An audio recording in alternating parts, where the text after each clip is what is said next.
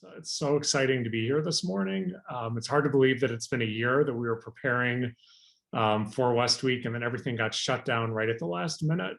And here we are one whole year later with a different type of Westweek than what we probably imagined, but one that we're very excited about. The community that we have as an interior design industry is what makes our industry so special. And we're just thrilled to be able to pull everyone together today and share a very, very special journey with you through the archives of Rubelli and through their unbelievable weaving mill in Lake Como. Before we get started, I wanted to thank Vanessa and Kay Kelly Smith at LUXE Interiors and Design, my sales team here in the showroom, Colleen and Jessica, Adrian, Lori, and Polly, who are all out on the road for us now, and of course my entire team at the workshop that's watching today as well. The PDC and Maria Hughes, who has just been amazing at pulling this all together in such a short amount of time. We're really grateful for everything that she's doing for the PDC at this point. And of course, Rubelli and their amazing marketing team who put together a video that will absolutely blow your mind today when you see it. This is a very exciting time for us at Quintus. We've just finished our 5th year here at the Pacific Design Center, albeit a very interesting 5th year, but it's been an exciting ride for us for sure. Over the last year, while it was very challenging for many of us in the industry, it was also a very exciting time of growth. We expanded into a new 16,000 square foot workshop over the summer, which was an amazing step for us as a company. And then here in the showroom, one of the most exciting changes for us was welcoming the iconic brand of Rubelli into our showroom. And here today to join us live from Venice, Italy, is the CEO of Rubelli, Nicoló Rubelli. Welcome, Nicoló. We're so happy to have you with us. Thank you very much, Joby. I'm excited to be here. I would love to be there live, as you mentioned before, but this is a good compromise for the moment. For the moment, but we hope we can welcome you soon for sure. So it seems that the vaccines are going well here in California and maybe not as well in Italy. So maybe we need to bring you over on a special visa to get you vaccinated here. And I'd love to do that and still sometime in America. I wouldn't mind. I miss America so much. Start a new tourism business here for sure.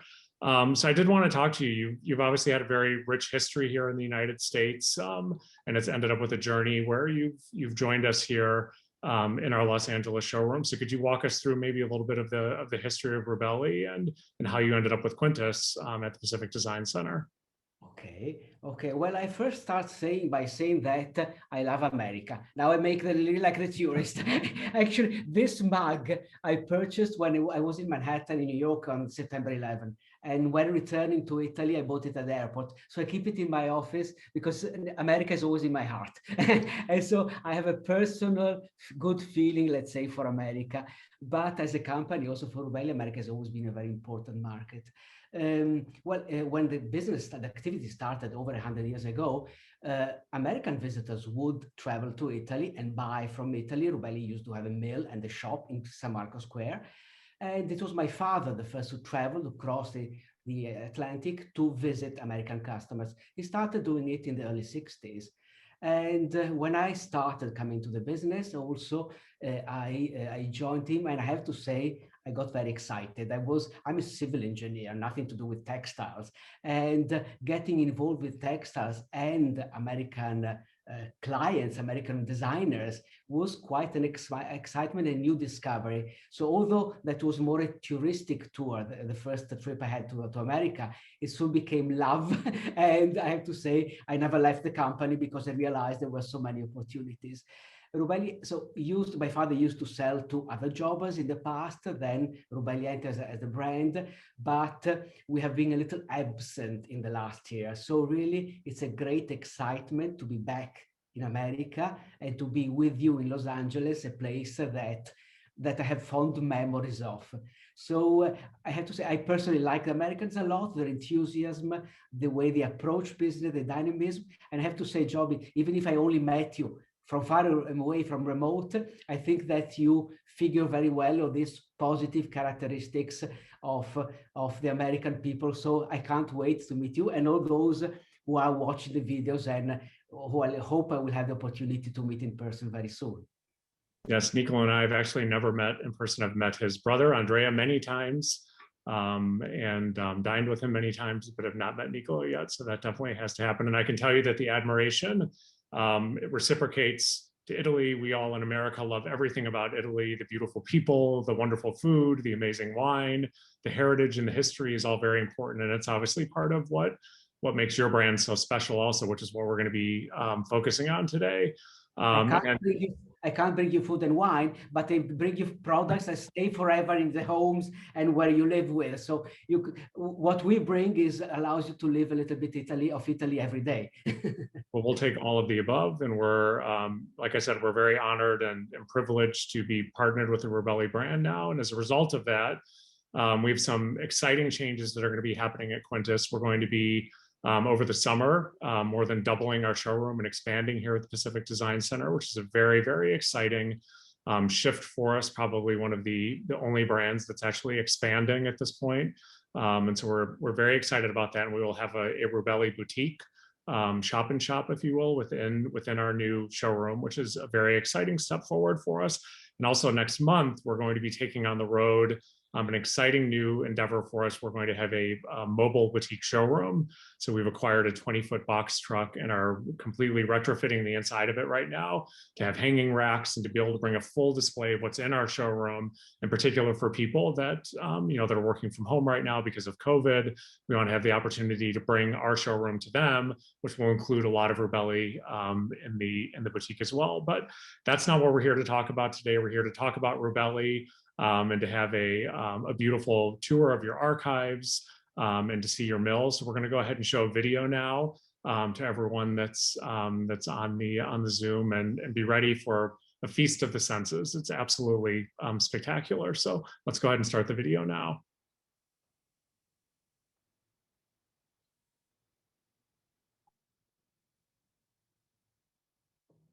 Welcome to Venice and to the house of Lorenzo Rubelli, who lived here in this place until 1917.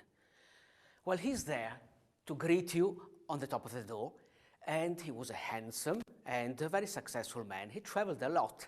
Well, to his right, we have his parents, Marco and Perina, who were born when the noble Republic of Venice was still active and still existing.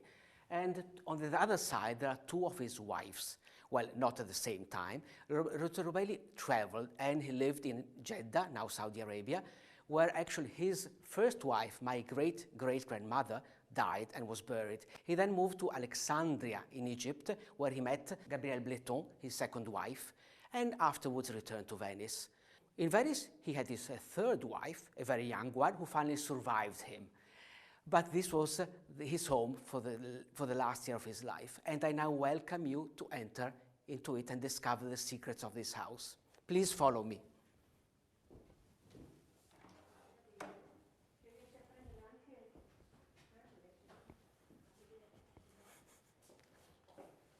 We are now in Ca' Pisani Rubelli, a palace which was built in the mid-14th century on what was Piscina San Samuele, a pool. So it was mud, and when you build on mud, buildings are never stable, and that's a characteristic of the whole city of Venice. In fact, Venetian made floors with a lot of thick beams which could keep the house together. Venetian invited the terrazzo floor, which is made with pieces of marble, which can be easily patched and fixed even when the floor is not straight. Buildings were made of bricks. Stone would have been too heavy, and they often cracks because of this movement. That's why I believe Venetian loved to upholster their room with textiles, and of course, in particular, silk textiles. And I have to say, silk on the walls or any textiles makes a room very comfortable. I invite you to live with it. So why did the Venetians, or these people becoming later Venetians, come to inhabit these uncomfortable islands? Well, it's easy. 1,600 years ago, there were the invasions of the barbarian destroying the Roman Empire, and these islands in the middle of the lagoon were a safe harbor to hide and to continue life. Instead of remaining a people of fishermen, they were smart enough to start trading. And they had as a reference Byzantium, the city, the Roman Empire of the East, and made a fortune, became really one of the main powers of the Mediterranean Sea, trading with the different parts of the world, of the known world. Activity started in Venice, and Venice concentrated in the arts of luxury. Art itself, of course, jewelry, perfumes, books. Venice was a famous city for editing books. And then, of course, what we all know, the glass industry, which is still very much known, confined to the island of Murano, and the silk industry, which was one of the activity which made the city of Venice extremely rich. The top of the activity of silk was in the 15th, 16th centuries, but it continued. It decayed at the end of the Republic of Venice. We're talking so the last years of the 18th century, and the 19th century was a sad time for Venice, until the revival style brought back to life all these activities. Important visitors, such as the American Isabella Stewart Gardner, would travel to Italy, and Venice in particular, to buy art. They would need textiles to upholster their homes, and that's how the activity started for Rubelli. Lorenzo Rubelli, in 1889, acquired an existing weaving mill and shop in Venice, and he continued the activity servicing this market of people who wanted to still enjoy the glory of the Venetian past. I now invite you to move to what is the seat of the Rubelli Foundation, which preserves beautiful documents of the antique art of weaving, Venetian art of weaving, and the early production of the Rubelli Company. This is our museum, a collection of antique textiles that tell the story of the art of weaving and the highlights of the Rubelli productions. I want to start by showing these fragments, extremely precious fragments of Venetian production and of the 15th century. Deep velvets with this red, which is amazing, still after over 500 years, and the allucciolato, these velvets which are woven with real silk thread. They still have so much life in them. Near them, there is also another piece of velvet. That's a reproduction of Rubelli, revival style. You can see it almost matches the original of 500 years earlier. Of course, the originals were nicer. Silk, gold was woven with the silk, and Venice specialized later in weaving textiles which were almost entirely covered by gold and silver, real gold and real silver, such as this example, church vestments with these bright colors and these different types of metal. We still weave gold, real gold, as in aurum meaning gold in Latin, and this is a textile with woven in gold and silk. Nothing can be as precious as this. But I mentioned the velvets, the highest production of Venetian weaving art, and this is one of the examples of the fabrics that marked the restart of the Rubelli production. It's a typical 18th century production designed with a cut and loop velvet. But the same technique was woven also to produce textiles with the design of the time. This is an example dated in 1934, modern art. It is still in the collection. My great-grandfather had also worked with artists of the time, such as the famed Gio Ponti. And Gio Ponti designed this amazing velvet, which uses the technique of the past, but has a timeless pattern. It's called punteggiato, dotted, and it's one of my favorite pieces of the collection. Velvets, jacquards, this is still a production, and we still have the looms to weave them all.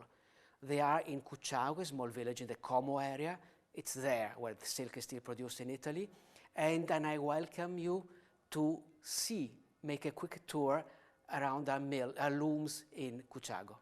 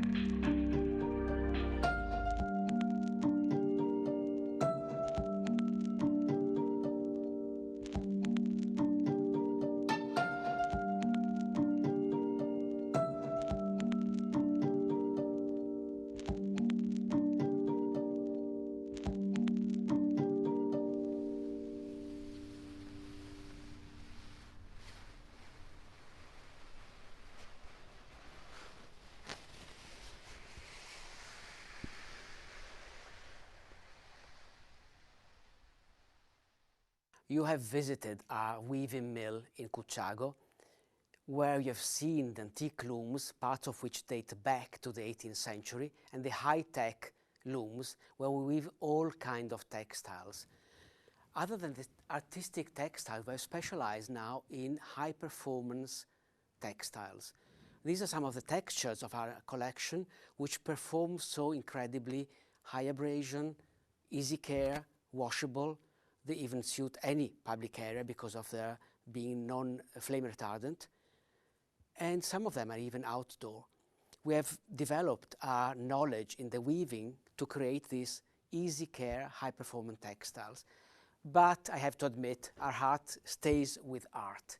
Our artistic fabrics, and which we still produce, such as San Marco, our iconic damask, which is still part of our history, and where you see the variation of the color in the way it is woven.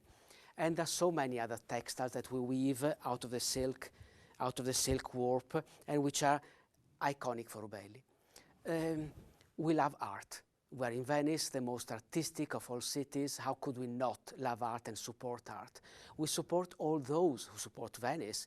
So we help and we contribute to the American, in particular, committee, Save Venice, Venetian Heritage, to maintain the pieces of art of Venice. And we are also supporters of the Peggy Guggenheim collection in Venice since many years. We're part of Intraprese, those companies that are behind the Peggy Guggenheim collection.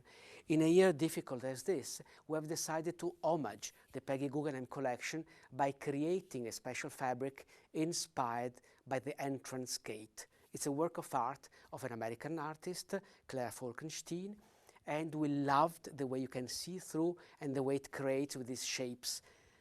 Here comes then Beyond.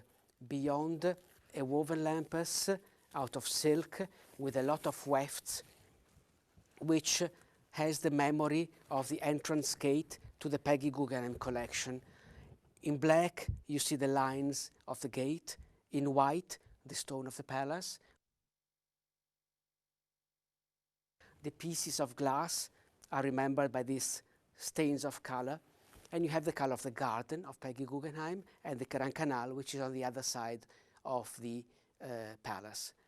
Art, that's in our heart and it's part of our identity.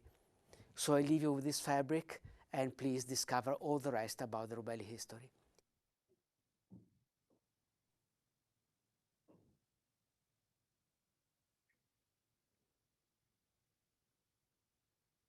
So that was a tour from remote to the home of Rubelli and to our mill where the products are born.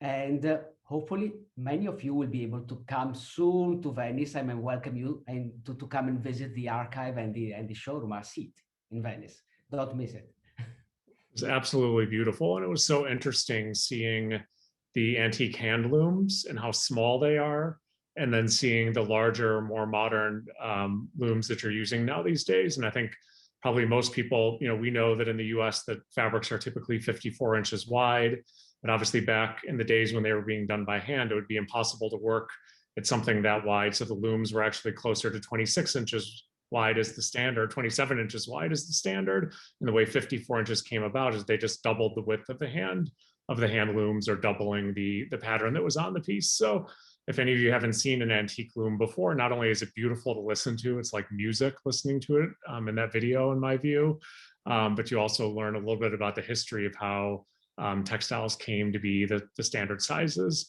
that they are these days. I found it interesting as we're looking at the heritage and the history and the beautiful traditional fabric that's behind you, that you've not only moved from more traditional looms to modern looms, but also you've gone from using primarily silk and more traditional materials to now coming out with some of these high performance fabrics. And for me, that's exciting. I'd love the idea of being able to have something livable in my home that's from Rubelli, that's not going to get destroyed by my dogs or by my kids.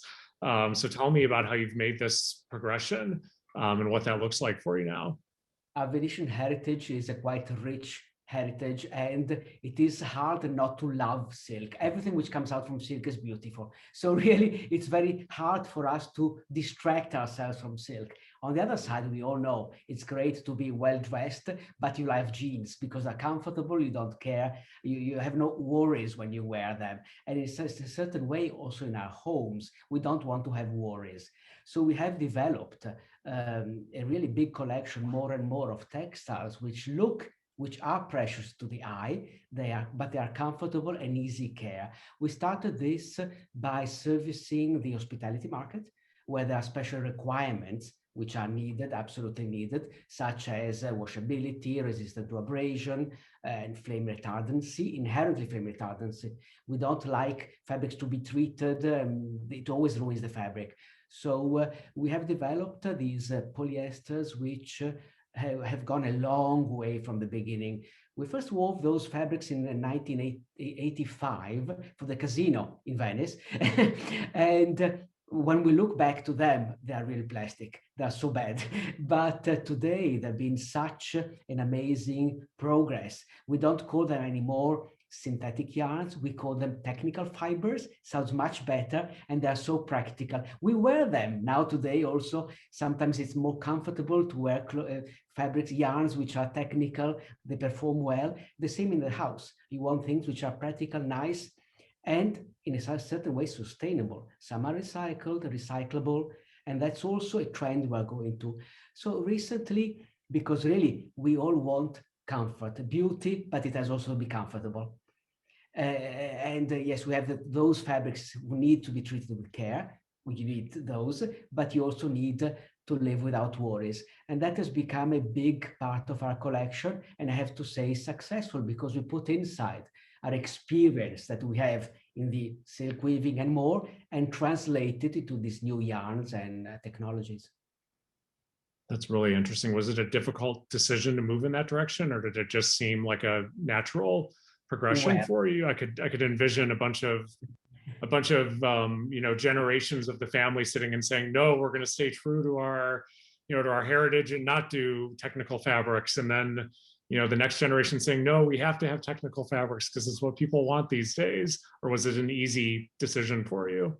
Oh, you got it very well, even if you haven't been to Venice yet, but this is quite a common and almost daily fight. Our heart lays with the tradition, knowing how things should be done, etc. It's difficult to challenge yourself. On the other side, we don't create, we create artistic textiles, but we're not art. We don't create art.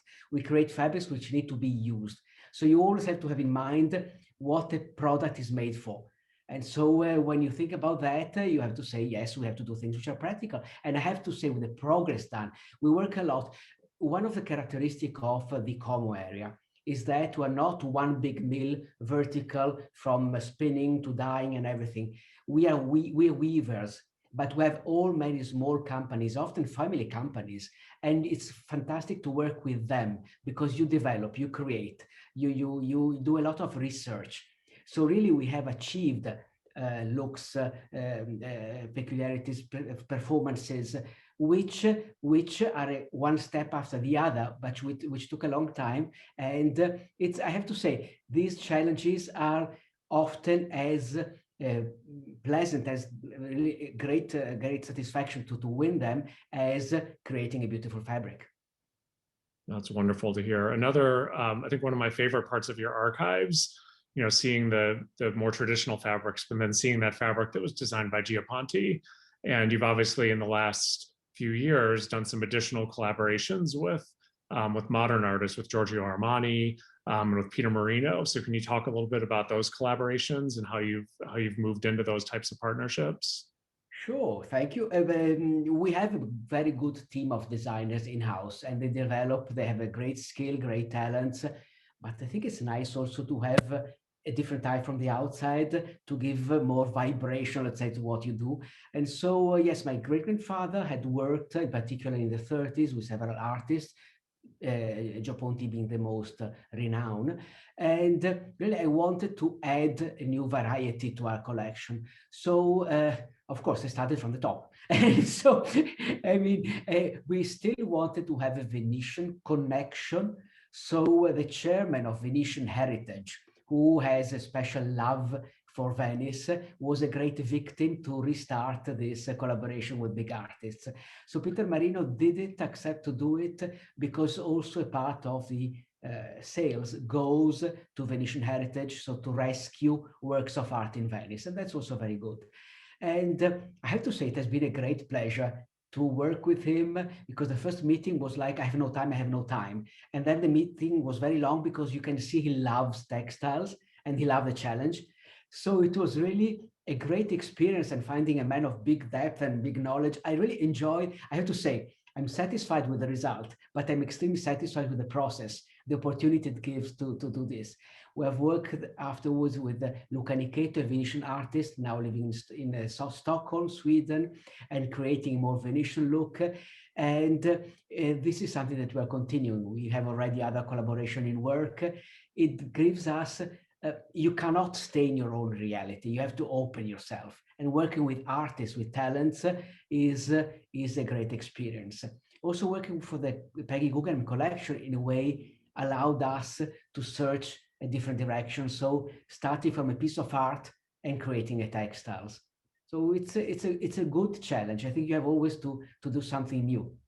I have to agree. The end result is always beautiful, but the process of getting there with with artists and people of that talent, that was certainly my experience working with our mutual friend Roger Thomas when I did my first collection with him. The whole process and the story of developing the product was as enjoyable as what the end product ended up looking like. So so kind of going from modern things that you're working on now back to your roots and to the heritage and the history of Venice. Tomorrow is the 1600th anniversary of the founding of Venice, and you have obviously a very rich history with your company there, and a love for the city, and you've done something special as a company, doing some customized colors of your Sampolo textile, which is one of your iconic textiles, and we're actually going to be doing the world debut of these new textiles before they're even unveiled tomorrow for the ceremony celebrating the 1600th anniversary. And our guests today on this presentation are going to be able to see them. So can you tell us a little bit about the history and then what these textiles mean to you? This is a secret. So tomorrow, the 25th of March of the year 421, Venice was founded. The first stone of the church by Rialto was put, that's a legend.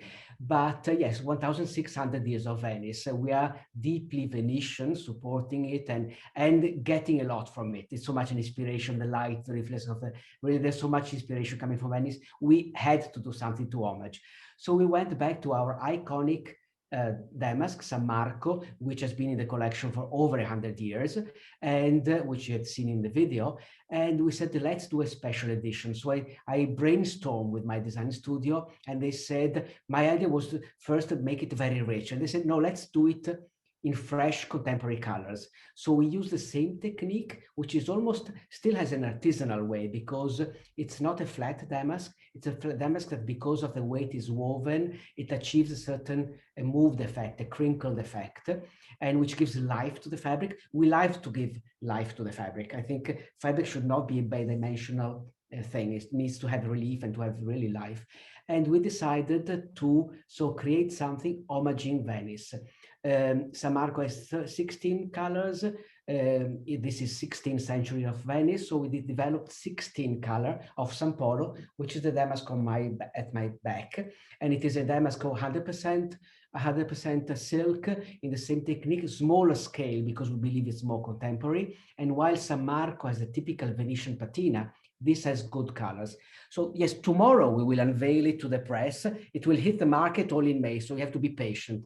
But it's coming in from the mill, and it is a symphony of bright contrasting colors, really something which is quite fascinating. So yes, this is the worldwide premiere, because tomorrow the press will know it, the client, the market. So we'll have to wait a little bit more, but I couldn't wait to share with Joby and with you this story. So something which has the whole history behind, but I believe can bring so much freshness and glamour to an interior. I can open them if you wish. Make a bigger. I love to touch silk. Absolutely stunning. We can't wait to see them here in a few months for sure. Look at that. So rich and beautiful. So there is a little bit of everyone. I think we need to bring joy. It's been a tough year. It's not over yet. Yes, we are more advanced with vaccination, but here in Italy we're still behind, and we need a little bit of positiveness. So I believe that color, that quality, that good design is a must. We need all that. So hopefully this can bring glamour and happiness to your homes. Happiness and joy for sure. Well, we will absolutely let everyone know once we have them here. Look at that. So 16 colors, you will discover them soon, hopefully. That is wonderful. So we were told to start taking questions right at 11:35, and we're there. We want to be as respectful of everyone's time as possible. If you have any questions, you can type them into the Q&A section that's down on the bottom of your screen. We don't have any put in there yet. Lots of comments though, and I've been getting lots of texts. I've been sitting here, so thank you to everyone for your enthusiasm and interest, and for taking the time. I know after a year of Zoom meetings, we all have a little bit of Zoom fatigue, so we wanted to make sure. We've been planning this for a long time with Nicoló and his marketing team, and we wanted to make sure that we gave you something that was truly inspiring and exciting for you to see this morning.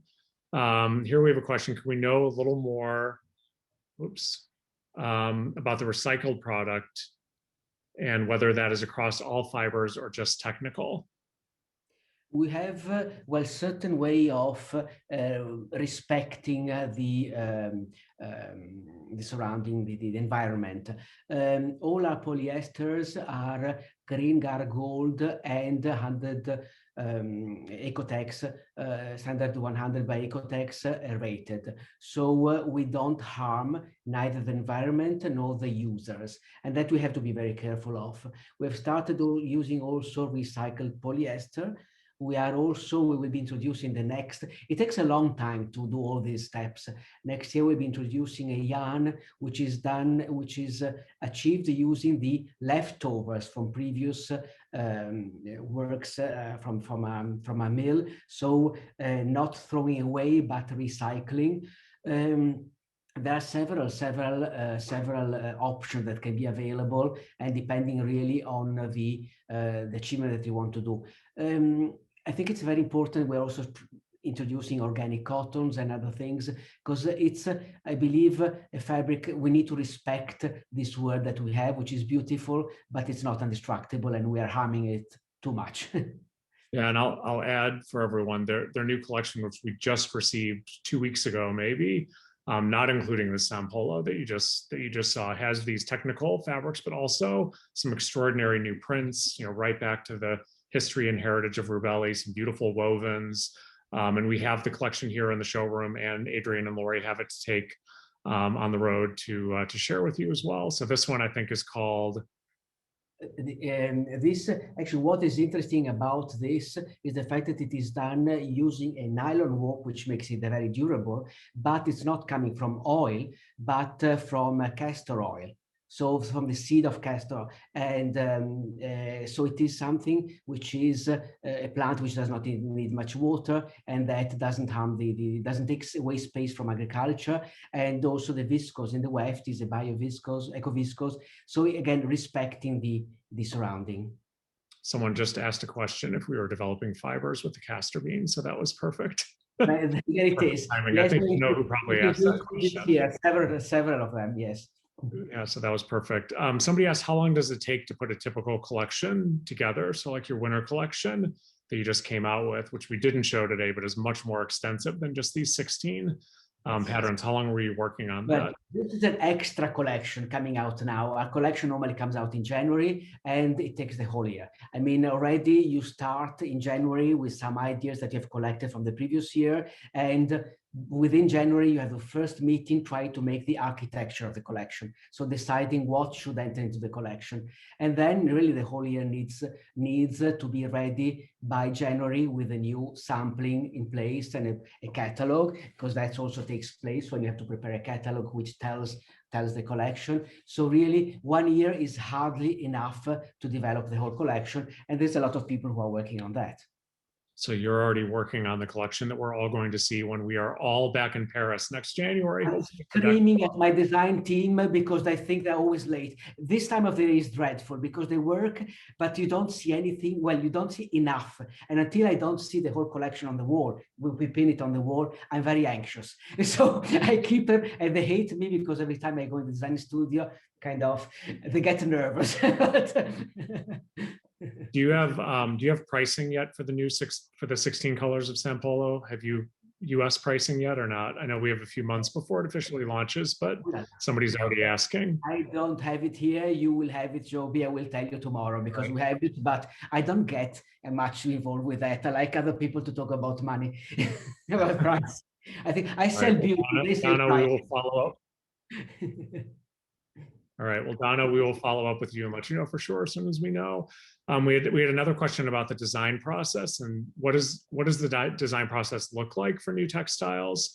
Do you have a design team that's actually drawing new patterns? Are you using the archives primarily, or how and where does your inspiration come from for new designs? Very often it comes, the archive is a good starting point from documents, antique documents, or we have a big library of books also. Documents are inspirational textile documents for both the quality, the design, and the colors. Very often our design team, they draw by hand, or they acquire artworks. We always start from something which is tangible, which you can touch. Then, of course, the weaves are done on the computer. Here in headquarters, they have several systems, and then we send the looms, the drawing to the mill and start weaving the samples. It's a long process, a process of fine-tuning. You don't say this is it and it's immediately done. You do, you change, you adapt, you rework, then you think it's beautiful, but it's not high enough performing. It's beautiful, but it's too expensive, or it's great, but maybe if the pattern was larger. We are very picky. So I think sometimes even too much, but it's a long process of doing, redoing. Having our own mill and being a little bit technicians other than designers, I think helps us in achieving something new all the time and really developing not just a pretty pattern, but also a new technique, as in the castor bean yarn or things like that. And I think that is, again, very exciting also to do that. Okay, I have one last question because I know we're coming up on our time limit. Is there potential for any other guest artists coming in and designing for Rubelli in the future? Are you talking to anyone now, or is there anything that could potentially happen? I have to say, my first thought is let's stay with the Venetian connection. So yes, Peter Marino because of Venetian heritage, Luca Nicoló because he was born in Murano, so he's really Venetian. And we'll see. I think this is the starting of a new process. Actually, we have also sampled, because in some countries they like to have boxes. So in a certain way, I think this collection of capsule collection will grow over time. Why not? We are open to any things. I have my targets already also on who I would like to involve. We can't make more than one a year. So we have to be slow. Otherwise, it's too distracting. I can understand that. All right, last question, and this is for me selfishly. We're all dreaming of being in Venice right now. Not that Los Angeles is a bad place to be, but we're all dreaming of being in Venice. So tell us what the day was like today in Venice. What's it like outside right now? Well, today actually it was the first warmer day. It has been sunny. I can't complain about that, but it has been cool. Today the sun felt very much nicer. I live not far from the Guggenheim. Our headquarters, the main office has moved to the mainland. And so I drive to work, but I walk along the Canale della Giudecca, which is a very wide canal. I watch my Palladian churches, San Giorgio and Redentore every morning, which is not a bad sight, the water, the light.